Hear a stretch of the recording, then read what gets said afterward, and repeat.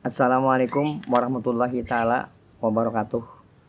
Anak berkirim kisah pulang. Nah, kita ini dijajah oleh Belanda kurang lebih 350 tahun. Pas malam bepandiran di warung, bah jar baya mau sir Belanda itu aja jar, kena kawal aja. Aku gen kawa makaliakan ujarnya. Ini biasanya Belanda tuh datang bisukan sergu tuh, badak menendang ke lawang penduduk, ke rumah penduduk tadi. Langsung aja bocap, "Koi, mana ekstremis?" Bukahan lakian di kampung. Jadi menjelang hendak 350 tahun nang bepadah nenek aku kawa makalinya. Ayo buktikan jarubannya subuhnya.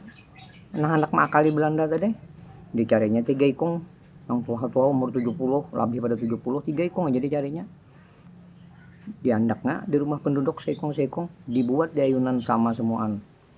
Dipasang idot, kada lawas bisukan, datangnya sergu pulang Belanda. Badak menendang ke pintu penduduk, ke rumah penduduk tadi. Langsung aja bocap, mana ekstremisnya? Sambil mengacungkan senjata, Mbah melihat di ayunan. Waduh, bayinya aja sebesar ini jar, apalagi orang tuanya jar. Bukahan Belanda tadi, Mbah bukan bandar langsung lapor aja lawan komandannya.